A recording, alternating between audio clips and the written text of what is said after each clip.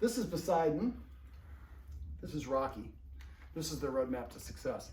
Now, you have a couple of herding dogs, and so 6-month-old puppy, 4-year-old.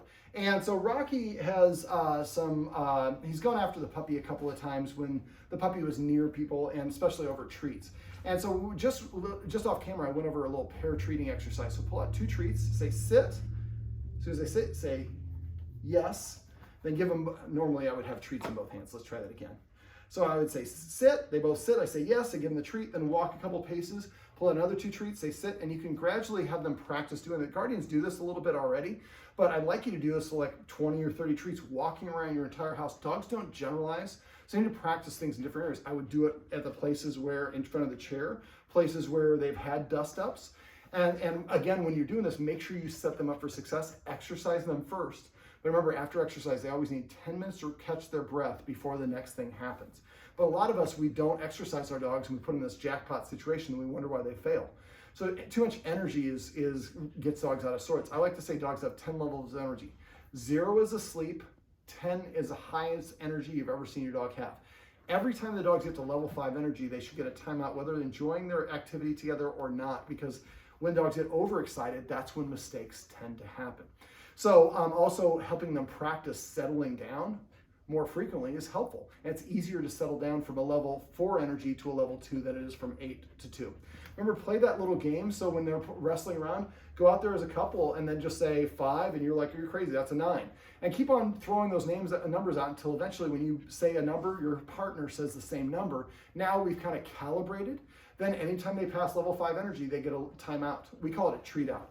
I typically, as soon as I pull them away, I'm giving them a treat right away. So that way they look at it as a good positive thing and not as a negative. Also, be careful of confined spaces. That's often where fights will happen, like doorways, confined areas can be difficult. Now we talked about, the first thing we talked about was exercise, because they're both Aussie Shepherds. They both have a lot of energy. And the guardians, like almost all of my guardians, all my clients want to exercise their dog enough, but life happens. So we went over some creative ways of exercising. Sniffing on walks, because Rock doesn't like to sniff on walks. I recommend the guardian go out ahead of time and get some shredded cheese, put a little bit on this side of the driveway, then after the next driveway, a little bit on this side between the sidewalk and the street, and lead your dog to those different places. So we want to keep on doing this till eventually Rock goes out and he starts sniffing, looking in those areas, and put it in different places each time. But eventually that way Rock gets practice and he's sniffing the ground, which is calming, relaxing, and burns more energy than walking. Let me see. We also went over showed you how to do cookie in the corner. If you forget how to do that, let me know and I can share a video with you. Google scent games. There's a whole bunch of scent games that you can do.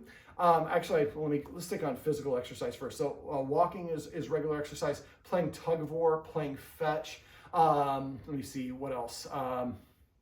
Getting a doggy backpack, not for the puppy, but for Rocky, and putting some weight in it, making him work a little bit harder on his walks are great ways to exercise him. Mental stimulation, I recommended a snuffle mat, a couple treat dispensing toys like an Omega Paw Tricky Treat Ball, and a couple other puzzles. Kongs filled with peanut butter, hopefully the Kongs that don't melt.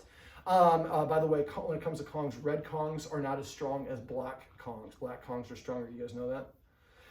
So you might want to go with black. And then fill them up with that peanut butter. Lick mats are also another great way to mentally stimulate them. Cookie in the corners, as I started talking about a minute ago. So I throw one treat, say, and what did you say? Check, check, throw the treat. And then they find it. When they find it, say yes. This is unusual. Most of the time we say the marker word when the dog does the action, not when they get the treat. But for the cookie in the corner, getting the treat is the action. So we say at the same time. I just want to make sure I point that out because everybody else. Yes, as they give the treat, it's yes when the butt hits the ground. So yes, when the dog comes to me. So your marker word that the guardians here decided to use was yes. So every time the dog does the thing that you want, within 2 seconds of them doing it, you say the marker word and then you follow it up with a pet or a treat. Now, by the time you watch this, you should have already done this. So tonight, make sure you grab about 20 treats, walk around the house, and you could probably do the same thing without what I just told you about pair treating. Just by marking, and just say yes, give them both the treat, walk a couple more paces, yes, give them a treat, and do that like 3 or 4 times, and then you'll probably never have to do that again. So then we use the marker word when we're training the dog. If we want to teach the dog to turn its head to the side, I'm just sitting there for free shaping. You just wait for the dog to do it. So if I want my dog to turn this way, I'm just going to sit there and stare at my dog. Dog's kind of doing this. I'm the dog. Yes, treat. So when the dog accidentally does it, you're waiting and you're observant and you say the marker word for them to understand. Turning my head to this side is when they said yes, and I'm getting a treat every time I hear the word yes. So it'll accelerate your puppy's learning. We also talked about the importance of rules and structure, especially I think in Rock's case. I think that Rocky is on duty 24/7. I think he's a guard dog. He has shown he's a guard dog. He was protecting his guardians by his posture. He was patrolling going from the front door to the window over here, the front of the house. Then he laid in the front of the door. So for me, if a dog sits or lays down, I look at how many movements does it have to go until it can start running. And the more movements that is, the more comfortable and content the dog is. So if a dog's sitting and it's on its haunches like this and it's staring at you, that's an indication that it's probably not very comfortable. Yeah, your mom's not very comfortable with you hanging out over there when he's looking for a treat that you didn't get in your kennel. The guardian, one of the guardians is a little bit anxious about because they've gotten into some fights, which is very normal and appropriate. But we want to try to avoid that as much as possible. So I recommended that maybe we get an X pen. You could also tether one of the dogs around here. I just don't like tethering too much because that can create some frustration. But there's an X pen and we can put one of the dogs in there with a bully stick, one of them outside. Yes, that's passive training. We're going to talk about that in a sec. And then the dogs start to practice being in the room together, and the guardian doesn't have that anxiety, which doesn't contribute and add fuel to the fire. Remember before, anytime you're going to do anything with them together or anything that might be problematic, exercise them a little bit first. I like the guardians to kind of come up with a routine so that we can kind of, I also left the snuffle mats out. And that's a big one because it's easy just to feeding them out of a snuffle mat. That's like an extra walk. So I'd like the guardian to come up with basically a routine, play around with it. So like before, maybe fetch is another great way to burn energy, I forgot as well. But maybe he needs 20 fetches before a walk. Before a guest comes over, he needs 40 fetches. Before the laundry or the garbage guys come, he needs 22. The idea is to kind of play around with the number of repetitions until you find the right amount before each thing, and then come up with a routine that is reasonable for you to do. And remember, exercise for dogs is best every about 2 to 4 hours. In this case, I think they're probably better closer to the 2-hour mark than the 4-hour mark. They also probably need more sleep, so I'd recommend that Rocky spend some time, Rocky already sleeps a little bit when you're working, but we would also maybe incorporate the same thing for Poseidon and have Poseidon go in the kennel and have him just relax. Now, I would have him spend time in the kennel with a Kong full of peanut butter when you're watching TV. None of us ever think about having our dog practice doing it unless they're actually doing it. So the only time we put our dog in the kennel is when we're leaving. Well, that's what it represents that you're about to leave. So we practice these things out of context. It makes it a lot easier. Yes.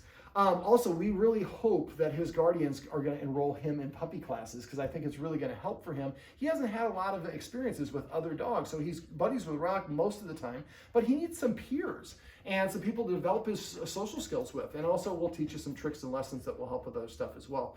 But he's an Aussie, and so if you can come up with our private Facebook group, if you can come up with like 6 or 8 puppies that are within a mile of your area that you can set up play dates with, boy, you're gonna have people that come over. You have them go over to somebody's house for an hour for a play date. They come by and they're like, "Oh my God, Poseidon is like the best behaved dog ever." Like, of course, we had Jacob come by from Doggone Problems. He showed him how to teach him how to be nice and relaxed. You're just setting your dogs up for success.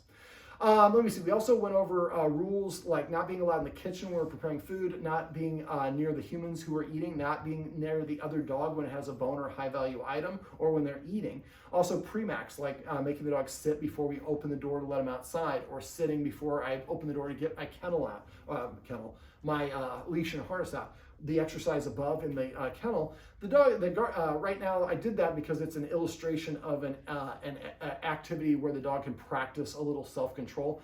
Poseidon's not typically kenneled a lot, but because there have been some fights at times, it might be a good resource to get him comfortable with that. And then we can do kind of the exercise I was talking about. What I would, and I'll describe it here, put Rocky on a tether. Yes. We still haven't gotten to that point. I promise I'm going to get to it next. So we have Rocky on a tether here, and then maybe we have Poseidon going up to the guardian where they got in a fight before, and then another guardian's here. So as soon as Poseidon runs over there and you're giving him love, you say yes and give Rock a treat. So Rock starts seeing when Poseidon goes up to somebody to get attention, I shouldn't be jealous. I should actually ask for more of that because that means I'm about to get a treat. And then you want to practice with Rocky in the kennel. And then you're over here. We need to practice a lot of different angles. Dogs don't generalize. Practice in the basement and other places as well. Remember to create situations where it can help the dog practice it and break it into small individual steps and then go from one step to the next. And if the dog failed or didn't perform the way we wanted, back up to a previous level of success and then take a half step or a quarter step or an eighth of a step to get to where it is, break it down in smaller steps.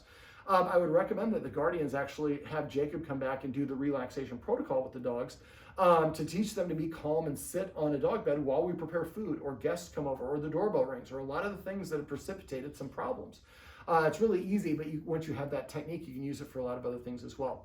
Now they're both intact males. I recommended that they get Rocky adjusted as soon as possible because he's got some territorial. And the two reasons I recommend dogs get neutered is, are they territorial and are they marking a lot? And he checks both boxes. He's not marking in the house yet, which is fortunate, but a lot of times that transitions. And so we're not going to procreate him, and he just doesn't need him. And I think it'll turn down his volume a little bit, make it easier for him, and make him less protective. Right now I'm watching the guardian just kind of put her foot up to prevent Poseidon from coming close because right now Rocky's in between. Now Rocky's mouth looks like my face right now. His mouth is open. And right now he heard a sound outside and his mouth just closed. So I want the guardians to watch for that. So if they go from an open mouth to a closed mouth, and remember dogs are normally wiggly and jiggly, if you see the mouth close and the dog gets stiff and stares, that's a big warning. That's when we try to call him away or get the other dog to move away and intercede at that point. You can also see the hair on their spine handing up. It's a little bit harder to see in your dog's coat. The ears coming forward. Sometimes the lean. Rocky at one point was leaning away from Jacob. He had his back legs behind him instead of underneath him. So one of the things I recommend for my guardians is to watch your dog when it's in normal, neutral behavior.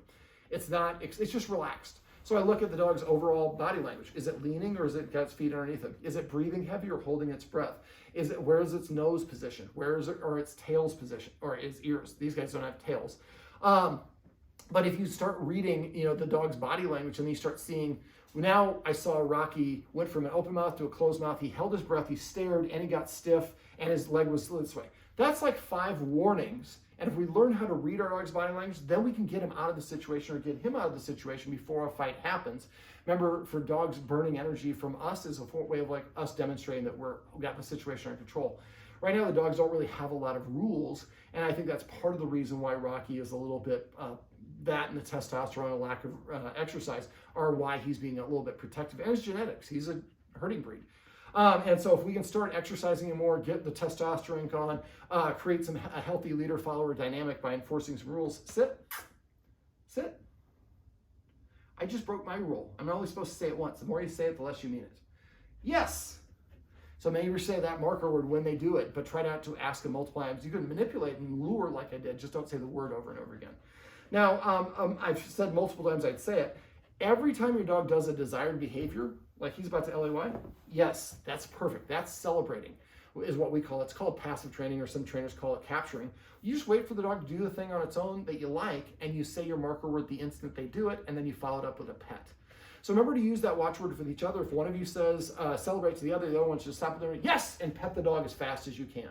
And so that will help you get in a habit of petting and rewarding the things you want, which will cause the dog to do those things. If the dog jumps up, remember, freeze, become boring, and when they get down, then tell them to do something you want, mark it, and reward them for doing that. We also went over petting with a purpose. Petting with a purpose is petting your dog. Either if you want to pet the dog or the dog wants you to pet it, you tell it to sit. If it's already sitting, you tell it to lay down or sit here or here. It has to do something to change its state. It should not shake. And if it does, you say your marker word and pet it. And if it does not, playing hard to get works great for dog training. It works great for dating as well. So if you tell your dog to sit and it doesn't sit, lean back in your chair and go back to watching TV or make out with your partner or check some emails or whatever it is. And after a while, your dog realizes, if I don't do what they ask me to do, they're on to the next thing. They're on the next adventure. It doesn't bother them at all. Who's missing out? This guy. I'm not getting the pets that I wanted. That will make me more motivated to listen to them the next time. After a while, he'll probably come start sitting in front of you to prepay for the attention. Make sure you do pet and reward that. One thing I neglected to mention is when you do pet your dog, you want to avoid petting here. Proud body mechanic of a proud dog is to have its nose in the air. Insecure dogs have a nose down. When we reach over a dog's head, that often facilitates a down nose orientation. Insecure dogs are often the ones who are more reactive. So if I'm going to pet a dog, I like to pet under the chin, on the chest, or on either shoulder. I want to pet my dog go, oh yeah, yeah, damn right, you're a good dog. You put your nose in the air while you sat down. You did what I wanted you to do. The more we pet our dogs for the things we want or celebrate the things we want, the more they're going to offer those behaviors. So use that watchword of celebrate. So if I'm sitting here and one of the dogs walks up to me and somebody says celebrate, I just say yes, and I pet it as much as I can. After a while, I want the guardians to be more mindful and watch and see the dogs coming over like he is and say yes. And now right there, I just did the mark, but what I could have done, what I was intending to do, is when he's over there, I know he's walking this way, is say come, if that's his word. Then he gets to me, I say yes, and then I pet him. So I'm kind of connecting those dots. And eventually I say, come. He's like, come to David and get a reward? Sure, I'll be happy to do that. Watch for pacing. That can also be an indication of stress. Drooling can be an indication of stress. If you see paw prints, wet paw prints on concrete or wood or something like that, dogs, when they're stressed out, will sweat through their pads. They'll sweat for other reasons as well. But if you see that, that's an indication I would be a little bit, be more mindful of what they're doing. Trying to think, yeah, and make sure you get those snuffle baths. I think that's going to be really helpful for you guys, and just feed them separately. And again, you can use that X-Pen and feed them there, so you can feed them at the same time, but I would probably feed Rocky first. When Rocky's in the kitchen eating, Poseidon's not allowed to be in. And then when Rocky's done, we show him a treat, walk him out of the kitchen, throw a treat, put him on the bed for the relaxation protocol. Then we bring Poseidon in, and Poseidon gets to eat without Rocky breathing down his neck. Yes, that's more passive training. All right, well, is there anything else you want me to go over? No. If you guys have questions and you do not call me, actually text me, I will be mad at you. So I have all these videos that we've shot, and it's very normal to need to make adjustments. But if I don't hear from you, I assume everything's going great, because that's how our society works. So please program my phone number into your phone. If you have any, put down doggone problem, so in 6 years from now, if you forget something, you can search your phone for dog, and I'll always be at your fingertips. I don't charge for that, and I want you to reach out to me. That's one of the reasons I do these videos. If you have any questions on anything, don't hesitate. Let me know right away, because the sooner we get to it, the better. All right. Hey, buddy. You want to come up here in the shot? Let's see. You think we can get Rocky in the shot too? Rocky, would you like a treat? It's like, do I poop outside? Well, this is Poseidon, and this is, come here. They can't see you behind the pole. And this, yeah, I know. Yeah, this is Rocky, this is Poseidon, I'm David, and this is the roadmap to success. Remember, everything you do trains your dog, only sometimes you mean it.